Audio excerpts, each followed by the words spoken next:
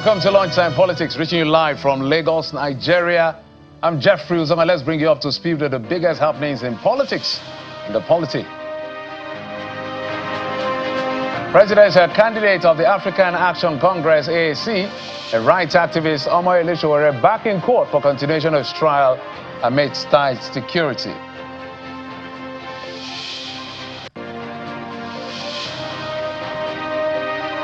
And bicameral chambers of the National Assembly to consider a proposed executive bill for the establishment of state police in the ongoing constitution amendment process.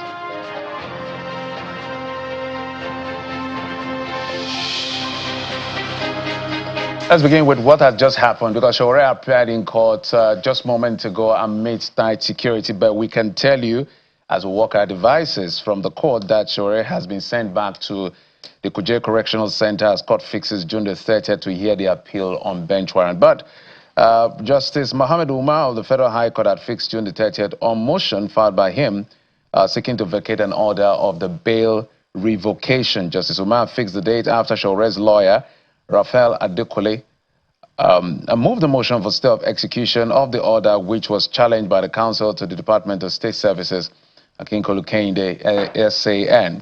Earlier, when the case was called, Adekole informed the court that the matter was scheduled for the hearing of their application, citing several portions of the Constitution and extant law, including ACJA, which is known as the Administration of Criminal Justice Act.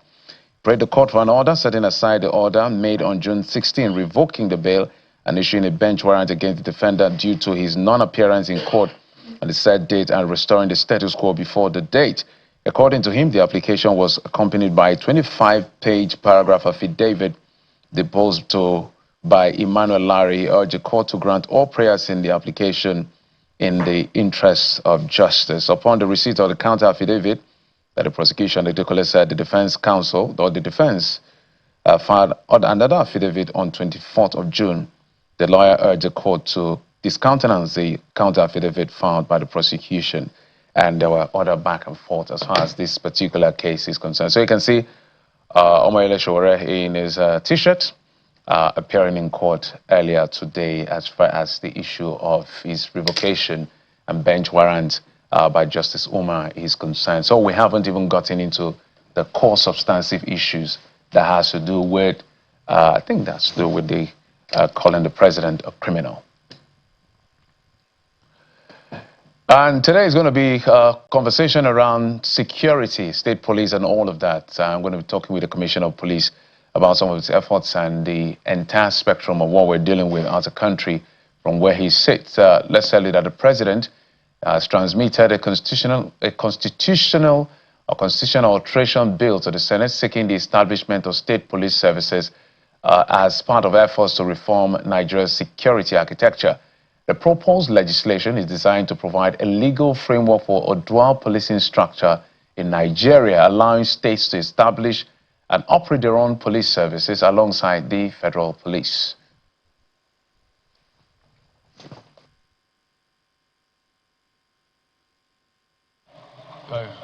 Barely 2 weeks after the Senate passed an executive bill on state police through second reading, lawmakers have reconvened for an emergency plenary during the recess to receive a fresh constitution alteration bill.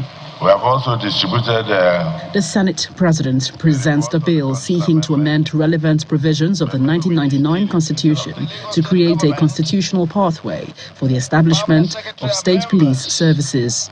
This bill builds on the significant work already done in this regard by the House of Representatives and the Senate, and incorporates additional safeguards to ensure that the creation of a dual policing structure to address our nation's evolving national security challenges will be achieved quickly and effectively to the benefit of all Nigerians.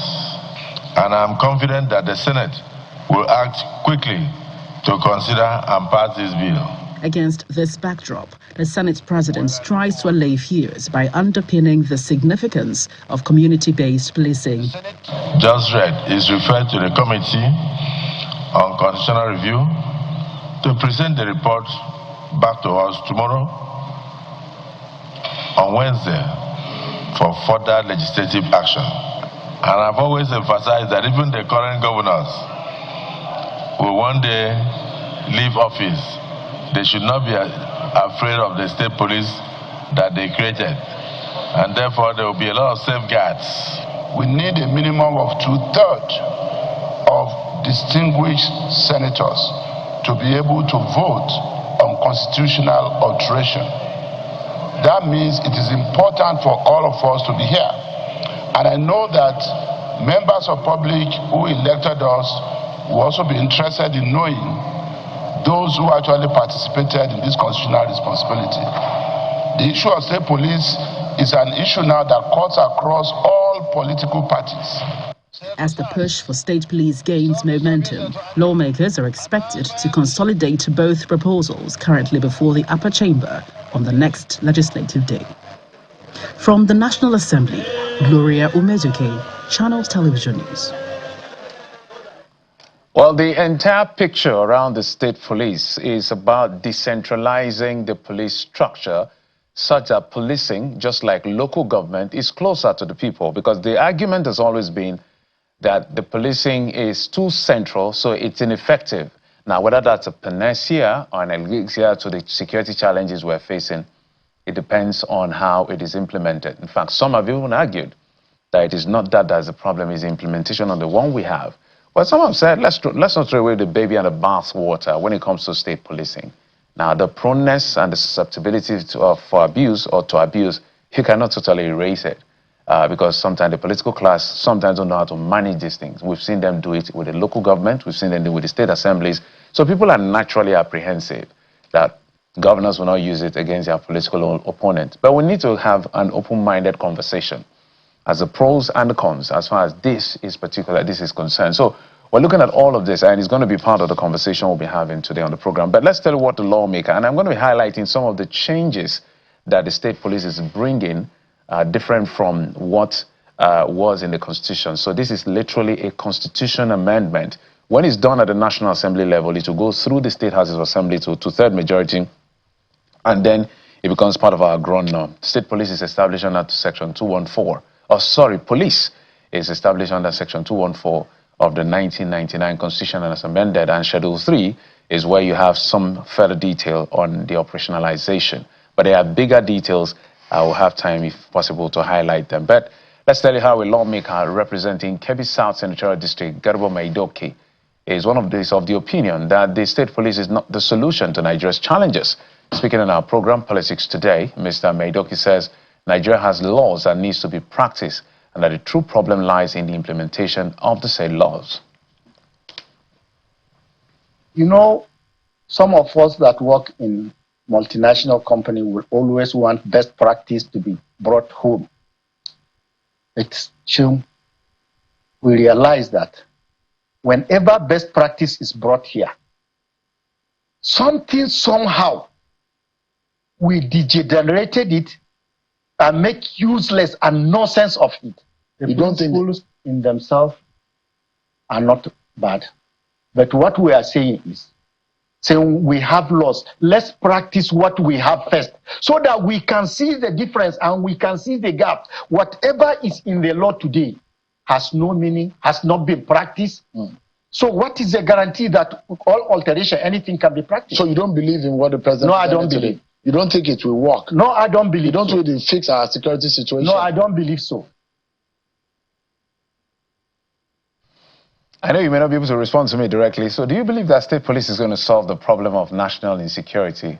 Well, that answer is just, you know the best answer. But let me tell you something that I've seen in part of the draft of the amendment to the Constitution that looks like something like a guardrail or some level of guardrails to ensure that it's, to a large extent or to an extent, insulated from abuse of power. Because when you are drafting laws, you must be ready that some people want to circumvent that law or look for it to favor themselves over the general interest of the public. So where the Commissioner of Police, for instance, feels that the directive given to him or her by, say, a governor of a state, and he's not comfortable because there are laid down practices, there are standard practices, he may request the matter to be referred to the National Police Council. And when that matter goes to the National Police Council, whatever their decision is final. So that's one part of it. But this time, with state policing, the appointment of Commissioner of Police, the Deputy Commissioner of Police, the Assistant Commissioner of Police is not just going to be under the whims and caprices of a few persons. No, it's going to be involved the national state assemblies of a state. But we'll take a break, and when we come back, we'll continue on the program. Stay with us.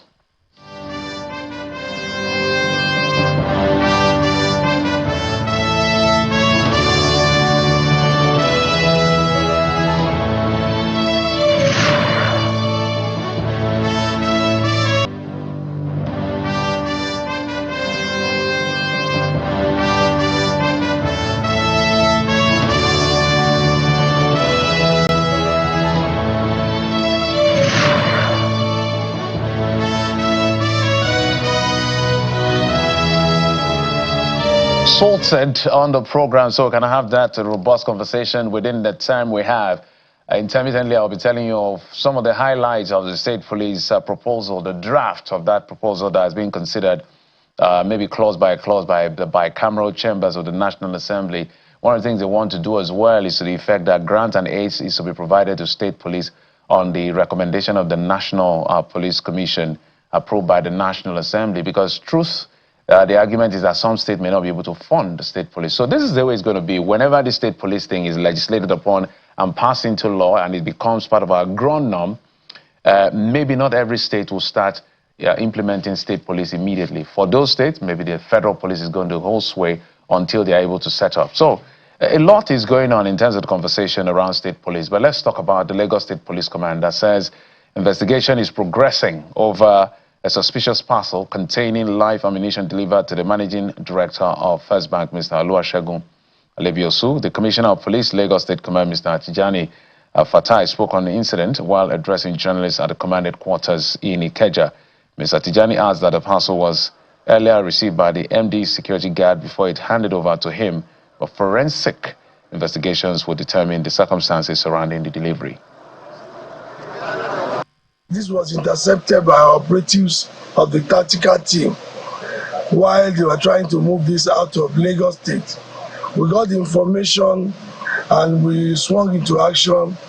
The vehicle that was conveying this, the lorry that was conveying the sacks outside Lagos to a destination somewhere in the east.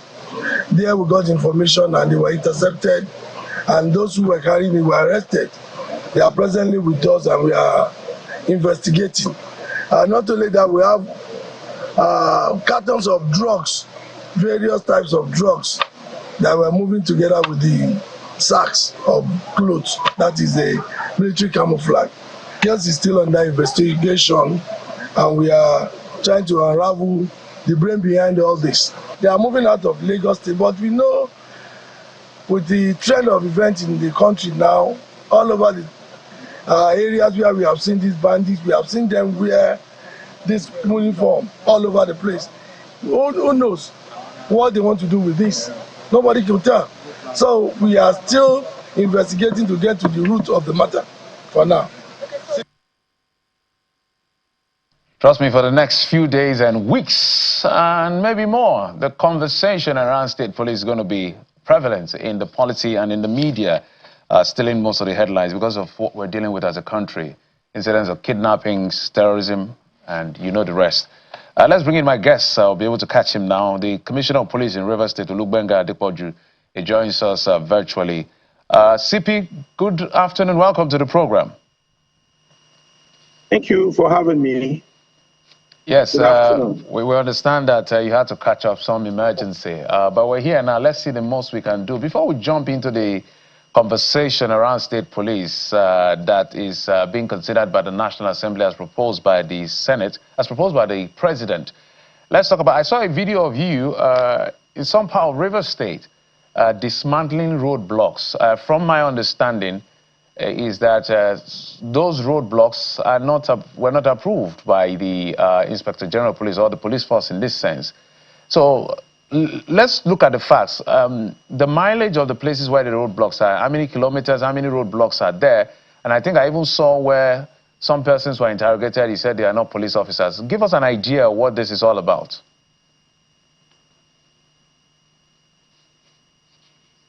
Thank you. We're acting on the directive of the Inspector General of Police, IGP.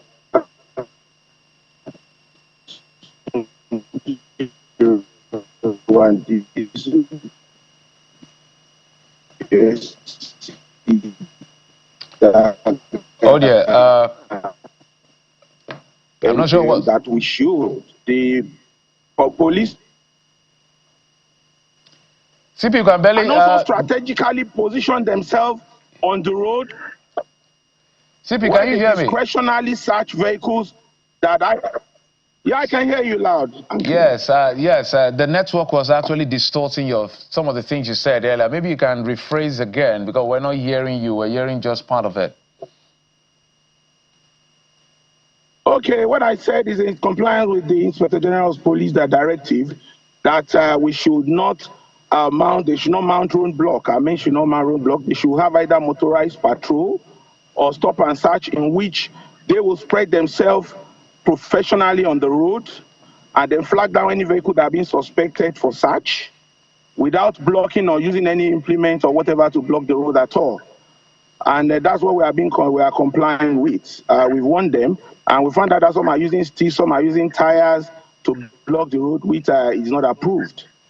So I just went around to enforce the directive by ensuring that no item is being used to block the road. If they have to stop and search, it's either they are with their patrol vehicle or they are well spread on the road, positioning well so that they will not be caught unawares, and then flash down any vehicle they want to search properly. If they find out that there is nothing incriminating in the vehicle and there is no offense the person that has been committed that is known to law, they allow the person to go. So CP, for highways, just like the ones we saw the ones you covered, what is the standard for the Nigerian police? Because I think I flew to Enugu on my way to Oka, and then if you go to some part, there was a time I was going from, I think, Akwa Ibom State, I think, to River State. The number of checkpoints I saw was like there was war. So averagely, if it's a flash point, okay, that's the word you use now. If there are flash points, for every 1 kilometer, how many checkpoints should there be? Well, it depends on the predominance of crime that is operating within that area, and equally the access road to that area that criminal can easily escape. The mountain roadblock has to do, patrolling and stopping vehicle for search has to do with the people evaluating the area, the crime that is predominant in that area, and where to cover. And in some situations, the division has jurisdiction in that area. The IGP task force on petroleum, who checks vehicles that are, either conveying adulterated products or all these products that have been, from vandalized pipe and whatever that have been conveyed. They have their team there.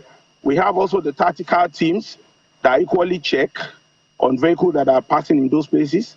We equally have a joint task force. We equally also have the federal highway personnel. So we ensure that they keep enough distance to ensure that they are not disturbing the member of the public or, blocking the ease of doing business within the country, and also ensure they are enforcing the law by not allowing criminals to escape with any looted goods or any. All right, CP. That have been. Yes, I just wanted to butt in because of time. We were not able to get you early enough.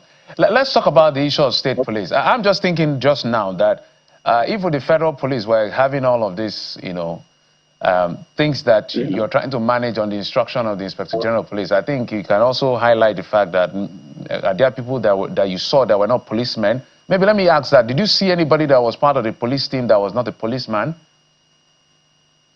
No, they are all policemen. But you see, when you want to see a police officer, you should be able to recognize him with his name written in bold letter, his first number there, and his beret with the crest of the crest that is supposed to be for the police. But while I was going around, the one I saw there was not with crest, and equally some of them, their name tag are not clearly written, and it's not the standard. So, and I believe they must have been on that road for maybe a week or two without even taking their bath. They were looking so dirty, and I don't think I've seen any policeman like that in a while. So I was wondering why they are dressed like that. But my officers that were with me were able to identify them, and with their first number, we saw that they are police, but it's like they don't really bother about their health or their welfare. I don't think they've been taking their bath. They look so, the way they look, you would think they are not. And there's no policeman that's supposed to be on road without his correct, well dressed at least. They were too relaxed. So, and the way they dressed, they were not actually showing as if they were on duty, performing duty, as if they were just relaxed, they're not on duty. And if they are with that kind of dressing, they're not supposed to be on the road. They're supposed to be where they are relaxing and then, try, if they are easing off their stress, but not being on the road and still drive dressed like that. The member of the public will not be able to know whether they're actually policemen or not, and we don't want that.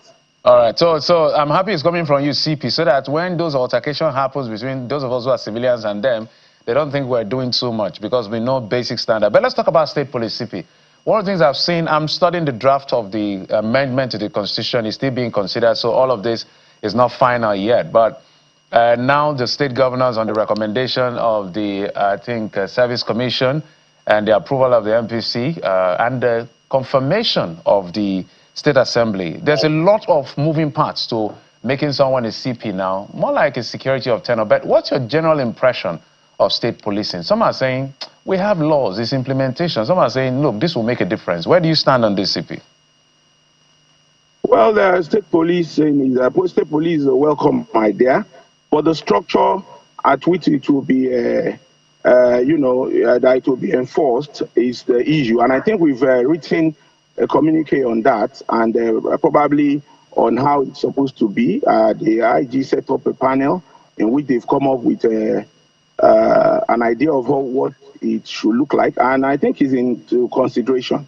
So I wouldn't want to say much about that now until the final result. I think everybody has put in their own contribution on how the structure is supposed to be that will work for the country, and for the mere fact that we are the one involved, we have to let them know how it's going to be with us, that it will be okay with us, and then also be able to work in synergy with whatever the state police are being created. And I think we've done that.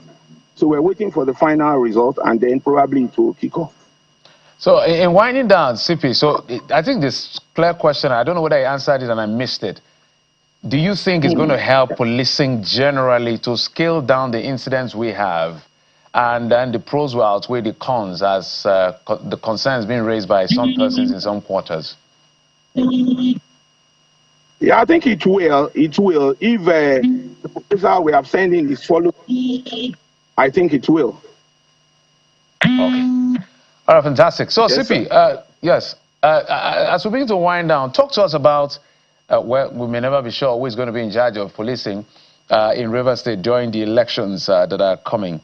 But if you were to, because Rivers State is a state I'm very familiar with and how volatile politics can be, are there measures put in place as we speak to make sure that we have a peaceful poll in 2027?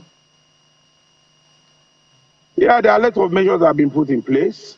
One of which is sensitizing our men and giving trainings from time to time in line with the directives of the Inspector General of Police. We've been training our men. Every commander have been told to do that. Recently, I just went for range with some of our policemen. We have about constable trained now, over 700 in the command. They have been trained on weapon handling, their conduct, and how to behave themselves in an election situation. And they are complying very well, and they are really assimilating what we've been telling them. Equally, we know our duties when it comes to election. All we need to do is to monitor, supervise, and sensitize our men on what they need to do, and to ensure we tell them they are not apolitical. If one is professional in his duty and is apolitical in whatever he's doing, especially as his election is concerned, I don't think we have any problem, because the duty of the police is spelled out and is very clear. It's when you mix other things with it, you have problem. All right, fantastic. CP, 10 seconds. How many police do we have in Rivers State? The strength of your police? I won't be able to give a concise figure now, because we have people coming in and going out every day. You are equally aware that even recently we did some transfer from commands on exchange basis because of the issue that happened in Delta. The IG felt some people have overstayed and they need to change. So we are changing on a, we are releasing people on an exchange basis to make sure that they have a change environment. And I cannot say a particular figure now. CP Olugbenga Adepoju, thank you, sir, for coming on the program. We appreciate it. We hope we can have better time, more time to have this conversation at a later date. Thank you. Thank you for having me. It's my pleasure. Absolutely. That's it on the program. State Police is in the works. How will it play out? We are all watching. But that's it. Thank you for your time and company. I'm Jeffrey Uzama. You've been served. Lunchtime Politics. Bye-bye.